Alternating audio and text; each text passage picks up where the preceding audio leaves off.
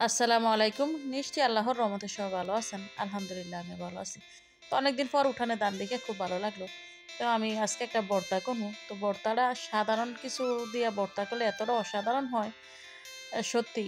আমি তো খাইয়া অনেক টেস্ট পাইছি। আমি বলবো যে আপনারা একদিন ট্রাই করবেন। তো আমার ছাদে কিছু হেঁচি শাক হয়েছিল, ড্রামের মধ্যে আর কি। তো একদম ঘাসে ভরে গেছে গা। আর ছাদের সবচেয়ে বড় অবস্থা হচ্ছে আপনি যেটা যত্ন করে লাগাইবেন সেটা কখনই হইব না। আর যেটা আপনি মানে ফালাই দিতে চাইবেন ওইটা দেখবেন খুব সুন্দর হয়। তো আমি গাছগুলো কিন্তু পরিষ্কার করে নিলাম, শাকগুলা তুইলা। তো ছাদের থেকে শাক তুললাম, তারপরে ছাদে মরিচ গাছ লাগাইছিলাম, ওইখান থেকে মরিচ নিব। তো মরিচ কিন্তু অনেক দিনই খাইছে এবং অনেকগুলাই অনেক ধরছিল। তো এখানে দেখলাম অনেক মরিচ লাল বা অনেক বাতি হয়ে রয়েছে। তো যেহেতু রেগুলার বাজার করা হয়, বাজার থেকে কিন্তু প্রতিদিন আমাদের কাঁচামরিচ ধনিয়া পাতা এগুলো আনে। তো এই কারণে আর ছাদেরগুলো নেওয়া হয় না আর কি। তো আজকে যেহেতু শাকের ভর্তা করবো, একদম অনেকগুলা নিছিলাম, অনেক বেশি নিছিলাম। আর সাথে কিন্তু অনেকগুলো ধনিয়া পাতাও পাইছিলাম। তাছাড়া টুকটাক থাকলে এভাবে নিয়ে করা যায় আর কি। তো মানে ভর্তা ভাত তো আমরা সব সময় পছন্দ করি, যারা একটু জাল মশলা খাইতে পছন্দ করে। একটা সময় মনে হইতো মাছ মাংস ছাড়া মনে হয় যে কোনো জিনিসই মজা না। তবে বয়সের সাথে সাথে বুঝতে পারলাম আসলে সব কিছু চেঞ্জ হয়ে যায়। মাছ মাংস ছাড়াও কিন্তু তৃপ্তি করে পেট ভরে ভাত খাওয়া যায়।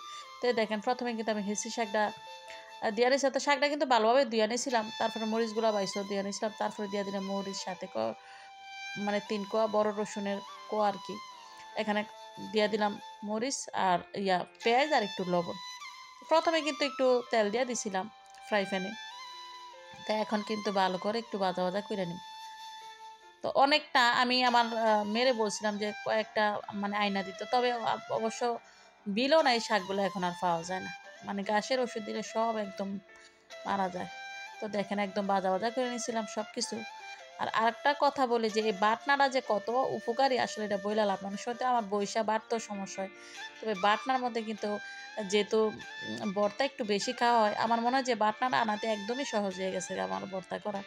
তো দেখেন মরিচটা একটু বেশি দিছিলাম। আমি আপনাদেরকে কি বলবো, আমি কিন্তু আজকেই ভর্তাটা বানাই আজকেই খাইছি এবং সাথে সাথে আমি ভিডিওটা এডিট করে আপনাদের সাথে দিতেছি। আমার কাছে এতটা ভালো লাগছে ভর্তাটা। একদম ভাজা ভাজা করবেন, একটু পানি পানি থাকলে কিন্তু ওই ওই শাকটা খাইতে ভালো লাগে না। তা আমার কাছে খুবই ভালো লাগছে, একদমই অল্প হয়েছে। আর মরিচটা যেহেতু বেশি দিছিলাম, এই কারণে মনে হয় যে আরও বেশি ভালো লাগছে। আর যারা মরিচ পছন্দ করে তারা কিন্তু মরিচের সব কিছু অনেক পছন্দ করে খায়। তো আমি বাটনাটার মধ্যে যেহেতু অনেকটা আটকায় থাকে এগুলো ভর্তা, যেহেতু একটু খোদাই করা, আমি কিন্তু ভাত মাখায় খাইছিলাম। সত্যি অনেক মজা হয়েছে, আপনারা ট্রাই করে দেখবেন। আর সবার দাওয়াত রইল, যদি ভর্তা খাইতে চান অবশ্যই আসবেন। ধন্যবাদ।